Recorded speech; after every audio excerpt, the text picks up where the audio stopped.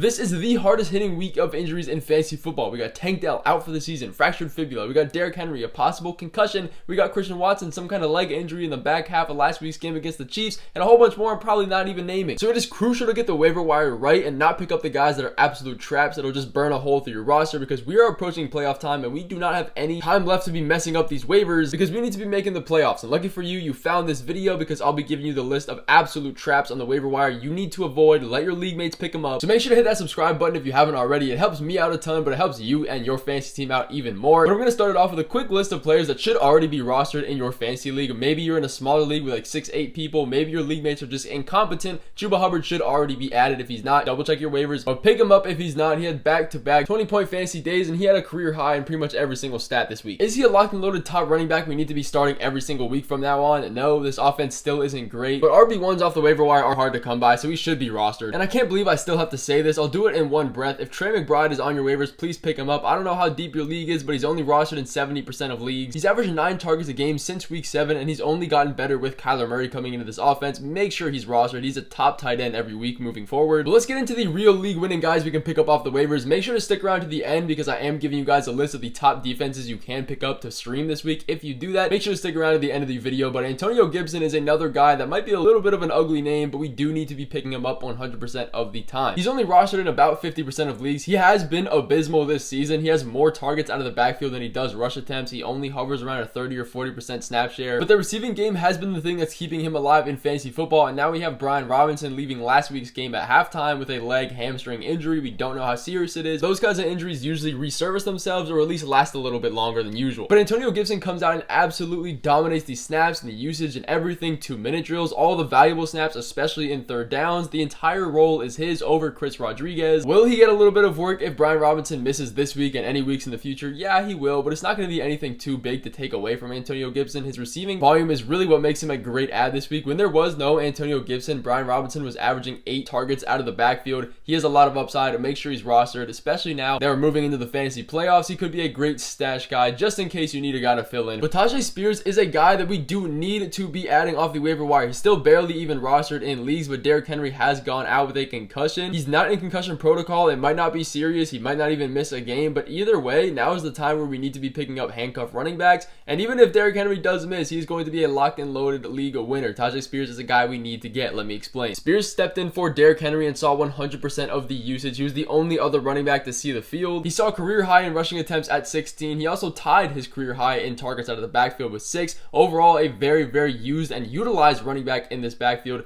Usually not something we necessarily see when the top running back gets injured, but it's not just the box score numbers that make him a good add. He really looked electric, and his dual threat ability on the field really made a difference. He's going to be a guy that is ready for a bigger role if he ever does get it. Make sure he's on your roster. He was moving the chains. He was making negative plays into positive plays, making moves. He looked pretty experienced, but this kind of reminds me of the Jahmyr Gibbs and David Montgomery situation. Both those running backs are really, really talented. If one were to go out, the other one is a complete league winner, but there's only so much opportunity when both of them are healthy and splitting snaps. And again, if Derrick Henry were to miss next week, which isn't very probable, he is going to be a locked and loaded guy we can start. He's totaled 50 targets out of the backfield this year so far. And make sure to comment any questions you have about fantasy start, sits, ads, whatever in the comments while you are watching this video. I answer 100% of them. But the next guy we need to be adding off the waiver wire, keeping it on the running backs, is Ezekiel Elliott. And this is somebody you need to absolutely run to claim as soon as possible. Main reason here being is that Ramondre Stevenson exited with an ankle injury. He should be out for a couple weeks, if not the entirety of the fantasy football playoffs, and that makes Zeke a premium add at the running back position. Now, knowing the Patriots and Bill Belichick, they won't really make him a true workhorse running back. That's just not what they like to do. They're going to get guys like JaMychal Hasty and Ty Montgomery involved, whether we like it or not, but still, he's going to fill in for that Ramondre Stevenson role and get a majority of the usage on the ground in the pass game. He's going to be getting at least 20 touches a game easily, even if this offense does suck. And this really just comes down to opportunities. Is he the same running back that he was on the Cowboys a couple years ago? No, definitely not, but he's there. The opportunities is here. He's the RB1. He's going to get the ball. He was already pretty much tied with Ramondre Stevenson for routes run out of the backfield. He's a good receiver. He's going to be involved in that, which is going to give him somewhat of a floor every week. And when you're in an offense like this, you're going to need that floor. Let me explain how bad this offense really is. Outside of the obvious stuff, if they really don't have a quarterback, and all the quarterbacks that they do have are completely trash, they're bottom 5 in pretty much every single offensive metric. They have pretty decent passing numbers as far as attempts go, but their yardage, again, are bottom 5 in the league. They're just not efficient. But as far as the wide receivers go, Elijah Moore is another guy we should be going to add. It seems like he can produce with any quarterback he plays with. He's averaging 9 targets a game over his last 4, so this month has been amazing for him despite all the different quarterbacks he's played with, and that was all through tough matchups against the Rams, the Ravens, Denver. So it's not like it was any sort of cakewalk by any means. And now we have Amari Cooper also dealing with a concussion, so there is a real chance that he is the wide receiver 1 coming into this next week. He's a huge volume wide receiver. He plays on the inside in the slot, and these kind of wide receivers get more volume, they get more targets because they're running shorter routes compared to guys like Rashid Shaheed or Amari Cooper. They get a lot of the downfield go routes that take the top off defenses. Is he going to get super valuable targets and dynamic runs and all this kind of stuff? No, but then again, we have Joe Flacco starting at quarterback. Is he going to make those insane passes? Probably not. And he looks like one of the better quarterbacks this Browns team has had over the past few weeks. Surprisingly, a 38-year-old Joe Flacco looks a lot better than a lot of other people. He had 44 pass attempts, over 250 yards, a couple touchdowns, pretty decent. And this wide receiver core with Elijah Moore has one of the easiest schedules for the remainder of the season. He is a locked and loaded flex play, if not a low-end wide receiver 3. But Noah Brown is one of the more interesting adds of this week. Tank Dell, again, unfortunately, is out for the season with an injury. He's not going to be playing, which means Noah Brown is coming into that wide receiver 2 role. He was on an absolute tear after their bye week before he got injured again. He was averaging 100 yards a game. Were these really deep passes and breakaway plays? Yes, but he's still efficient, he's dynamic, and he can produce in this offense when he is the wide receiver 2 second option. But then he got injured again, came back this week, had an 81% snap share, and didn't really make much noise at all, not catching a pass. But again, the opportunity is here. When you have a guy like CJ Stroud passing over 35 pass attempts on average a game with 300 yards and a couple touchdowns, you're going to be pretty well off. This offense is first in passing yards in the entire NFL, despite all 3 of their wide receivers dealing with injuries coming in and out of the game, not really having a full healthy squad. They're 8th in passing touchdowns. They're really efficient in the red zone as far as passing goes. This is just a good offense overall that you want to be on if you're a second option elevating because of injury. He does have one of the tougher remaining schedules against the Jets this week and then Cleveland in week 16, but he's still a guy that should be added regardless. But building off that, if you still need a tight end, which a lot of people do looking at the tight end market this year, Brevin Jordan is a fill-in guy that you can add for the next few weeks. Let me explain why. This is a tight end for the Texans that has cemented himself as the tight end 1 with no Dalton Schultz. He was missing this game with a hamstring injury. Again, hamstring injuries tend to linger. They can come back. So he comes out with 4 targets for 64 yards. Now, obviously, if Dalton Schultz does come back healthy this week, we're not going to be adding him. You don't really need to pick him up. So watch that situation. I doubt that many people are going to run to pick him up this week. But if he were to miss next week and any other extended period of time, we now know that Brevin Jordan is the clear-cut tight end 1 because they have a couple other tight ends on this team, but they're not going to be involved. They're not pass catchers. He saw a 75% snap share. He was on the field blocking, receiving. He was running a good amount of routes. And the real great thing here that makes him a good add if Schultz were to not come back is that Tank Dell is out for the season. This is going to elevate all of the other pass catchers to get more targets on average. This is 10 targets that's essentially out for grabs. This is an offense that doesn't condense his targets. They're not all going to go to Nico Collins or even Robert Woods. Some of them are going to go to the tight end position. We already saw Dalton Schultz getting a little bit of a good target share on his own. And again, when you're passing 40 times a game with over 300 yards, there's going to be time for you to get the ball. But as far as quarterbacks go, for some odd reason, if Jordan Love is still on your waivers, go off this video and check it right now. Make your number 1 claim Jordan Love, please. There are so many people dealing with quarterback troubles, not having one, bye weeks, injuries, whatever. This guy's rostered in 60% of leagues, which should be a lot higher, and he's had back-to-back, almost to back 4 20-plus point performances. He has been on an absolute tear. He's thrown 10 touchdowns in the past 4 games. He's a top 10 guy in passing volume and attempts this year, and this is great to see in fantasy football because he has the high passing volume that makes him efficient. This is why Sam Howell is a good fantasy option, even if the team isn't great, and he does have a little bit of rushing upside as well to give him a little bit more extra fantasy points, but he has one of the easiest schedules for the rest of the season from now on, which is great if you need a guy for the fantasy playoffs. It is a cakewalk. You got the Giants this week coming up, who are pretty much bad on every single term. The Buccaneers the week after that, who allow the second most points to wide receivers and quarterbacks this year, and then the Panthers after that. They are a little bit tough against wide receivers, but no means an impossible team to pass on. The Vikings come up after that. It's just all good passing volume. This team is only getting healthier. Hopefully Aaron Jones can actually come back. Christian Watson did come back, but he did get injured, but they do have Romeo Doubs, Jaden Reed, a lot of young guys stepping up that have some kind of rapport with Jordan Love already. If you guys are struggling, he is a great plug and play guy that you can start in the fantasy playoffs because of his schedule. But as for the promised list of defenses we can go pick up off the waiver wire if you're streaming or just want to change, the Texans are a great one. I know we've been talking about them a lot this week, but we are targeting bad matchups. This is a perfect one for the Texans because they get the Jets offense, which is one of the worst in the NFL. Let me explain why with all the numbers and statistics. Coming into this week in the NFL, the Jets have one of the lowest implied team totals at 15 projected points. That is terrible. It's not really a surprise that the betting lines and everybody else has the Jets projected to be one of the worst offenses in the NFL and will continue to be. And we've been targeting teams that played the Jets over the past few weeks, and it has been definitely paying off for us if you do stream off the waivers. And outside of the things that the Jets can control on their own, the Texans have a very good offense, and let me explain why this actually means something for this matchup. They're projected to win by over a touchdown. This is going to make the Jets have to pass even more than they already want to. More passes equals more dropbacks, equals more sack opportunities, but also more passes, more interceptions, more turnovers, equals more fantasy points for the defense. You guys get the idea. We need to be targeting these terrible offenses when we can. And this is exactly why the Saints are another great option this week. Yes, they let the Lions hang over 30 on them. It was getting a bit out of hand. It's the Lions offense. It's one of, if not the best in the NFL. Okay, the best is probably a little bit too much, but they're a good offense. They kind of brought it back in the second half. They weren't playing like themselves, but now they get a matchup against the Carolina Panthers, who are objectively one of the worst offenses in the NFL. Sorry, Bryce, but the Panthers are only projected 16 points. Not that much better than the Jets. The offensive line is terrible. There's a great amount of sack opportunities, and Bryce Young is going to make interceptions, going to make turnovers, bad plays. It's just going to happen. But if all of these defenses are taken, you're watching this video, you're scrolling through your waiver wire, none of them are available, you can go through and add the Colts. They get a matchup against the Jake Browning-led Bengals. And this is a completely different team without Joe Burrow. Last week against the Jaguars, they came into that game with the lowest implied team total of the entire NFL. And the Colts are a decently good defense on their own. I have them as one of the best defenses for the remainder of the fantasy season for the playoffs as well. So this is a stash defense you can grab. Jake Browning has not been good. He's going to throw interceptions or at least just not move the ball. There's a lot of opportunities for sacks. We know this offensive line isn't one of the best in the NFL. Pick them up if you do need them. But that is going to finish off this video of the top ads for the waiver wire this week. Make sure to be subscribed or have your post notifications on for tomorrow, because I will be dropping the video of waiver wire ads that are complete traps that you should not be adding. Let your league mates pick them up. I'll see you guys in that video coming tomorrow.